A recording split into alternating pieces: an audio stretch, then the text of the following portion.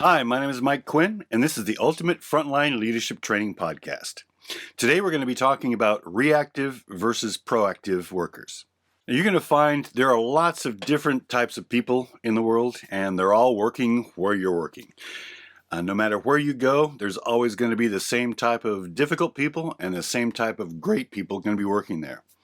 So what I want to talk about today is the two basic categories of people there are. There are people who are either reactive, meaning they need constant directions. If they're not given a direction, they'll do nothing. They'll just stand around and talk or go to the bathroom and go on the internet or whatever. And there are proactive people who, when they're finished with the task, they're going to go look for something else to do. Now, there's two basic people, and obviously this is a spectrum. So some people can be, most of one and a little bit of the other, or vice versa, or anywhere in between. But basically, they're going to be either people who look for their own work to do, always keep themselves busy, or people who always need to be told what to do because they're just going to do as little as possible until they're told something to do. So we got proactive and reactive people.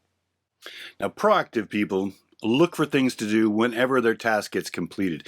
And these people need less frequent monitoring and are great candidates for team leaders and supervisors.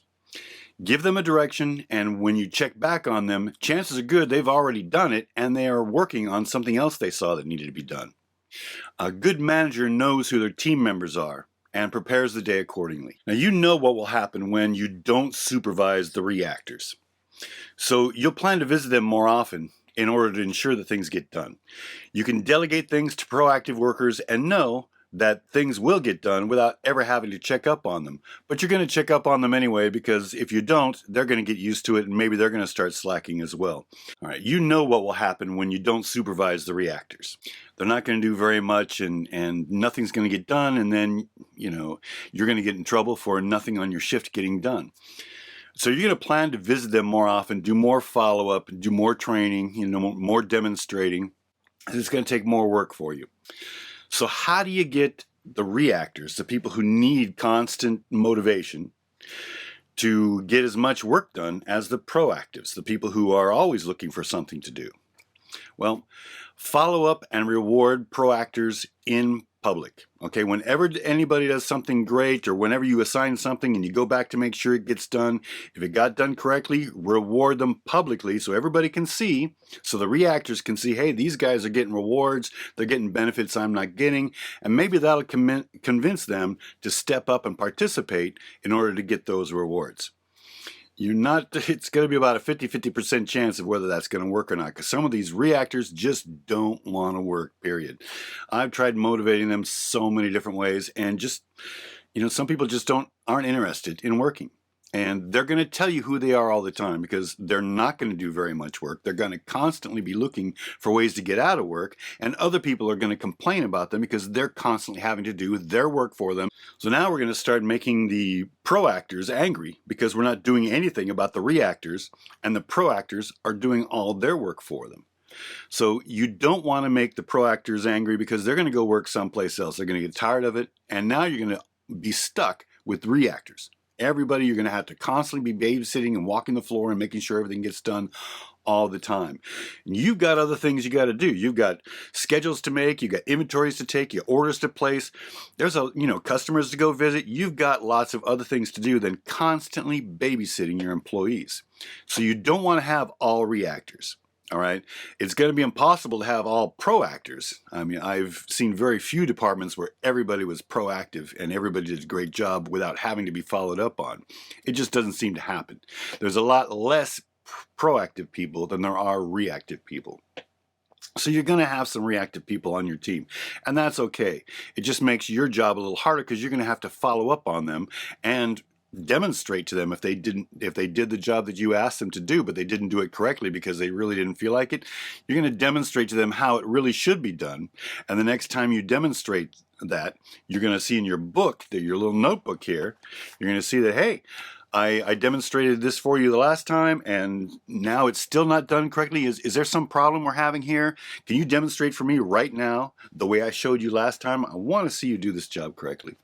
So it's just going to take a little bit more work. That's all. And you know what? This is a position you signed up for. Don't get mad at them for them. Just expect it. Just know that you're just going to constantly be following up and demonstrating how to do things correctly with a certain segment of your team. That's just all there is to it. Because people are usually very consistent with themselves. So if they're reactive, they're going to continue to be reactive because they're very consistent. Very few reactive employees turn into proactive employees. They can, and they do sometimes, and it'll surprise you, but very few of them do. Most of the reactive people just want to show up, put in their time, go home, collect their paycheck. That's all they're interested in. The proactive people usually want to show up, do their job, maybe get promoted, get more pay and more benefits, and they want to accelerate their growth. And so they're motivated by two basic different things. So you have to make sure, take care of your proactors, all right? The people who are always looking for something to do and always keeping busy, take care of them, because you don't want to be left with just a bunch of reactors who are standing around doing nothing until you come along and ask them to do something. You don't want to spend all your day mopping up after your employees. So if you have some proactive people, man, take care of them, reward them, and reward them in public. Do some great things for these people so they know they're appreciated. If you're new in your supervisor position, you want to just kind of make a note in your notebook here. Make a note who needs the least amount of coaching in order to get things done and who needs constant supervision all the time. Note who they are so that you will know on the schedule, you'll be able to see how many reactive people and how many proactive people you have. What I like to do is I like to, on the schedules, at least on my schedules before I post them, I put P's and R's next to their name so I know if they're proactive or reactive. And then I can look across the schedule and see, on my busy days, do I have a lot of proactive people? I need to see a lot of P's so I know that I'm going to have a good shift. If I see a lot of R's on my schedule on a busy Friday or Saturday, I know I'm going to be running around like crazy trying to make sure everybody's getting stuff done. So that helps you with your schedule and scheduling proactive people so that you have less people you've got to focus on a highly busy day. Now, reactive people also love to take days off randomly. I mean, they're just not here to work. So if a concert comes up or a show comes up or, a movie comes out and they want to go see it, they're going to call in sick or they're going to try to get their friends to cover their shifts for them. What you don't want to see is proactive people getting reactive people to cover their shifts, because that's just going to make your shifts even harder. So if a proactive person wants to switch shifts, have them switch shifts with another proactive person so you can keep your schedules nice and balanced. If it's not possible and it's really, really important for that proactive person to, maybe there's a funeral or something going on, take care of your proactive person, give them what they need, suck it up, just work harder on that day, knowing that it's just a one-day thing, and it's coming, so you can prepare for it, make sure everything's organized, everything's stocked, and so you can minimize the disruption this is going to have on your day. And on the day of your team, because your team has to also put up with, having one more person who needs a lot of follow-up and they're not getting very much done. Maybe they're standing around talking a lot and not helping out very much. You need your team to be supported as well. So this is not just for you and to make your life easier, although that is part of it. It's also making the whole flow of the restaurant or the hotel or whatever, making everything gel a whole lot better because you have a good balance of reactive and proactive people. One thing I've noticed too is there are certain departments that have reactive people and proactive people, and sometimes you'll notice, like say I'm pushing carts outside in a grocery store, if you've got a lot of reactive people out there pushing carts, they're not pushing carts. They're on their phones, they're talking to friends, they're hanging around the front area, looking for people maybe to help, carry stuff out into their car, etc. They're just not pushing that very many carts. And they're taking constant breaks, constant water breaks, constant bathroom breaks. They need supervision. And if there's not anybody out there supervising them, nothing's getting done. And then you're going to walk out there and notice that there's hardly any carts in front and customers are looking for carts. This is why. It's because you're not supervising reactive people on your team, and you need to. And then you're going to send some proactive people out there to go fix it, and they're going to get angry that they're called out there to fix something when the people who were out there already should have done it themselves. So you need to monitor or manage areas like carts, etc. when you have a bunch of reactive people out there. You can't just send a team of reactive people out into the parking lot and just expect stuff to get done, because it's not. You can send a bunch of proactive people out there and they'll get everything done. But you got to know who your people are, and you got to know who's out there right now, how many P's and how many R's are out there. You're going to know just by looking at the board. If you write this stuff down and track it, you're going to know whether you got carts out there or you don't, just by looking at that. So be sure to label somehow, quietly. You don't want to offend anybody or get in any arguments. Why is there this there? Why is there there? Just say, just tell them, it's just, I don't know, just on the schedule thing. And just let it lie, because this is a tool for you. It's not a tool for them. Reactive people love to argue all day long, so you don't want to get into an argument with them.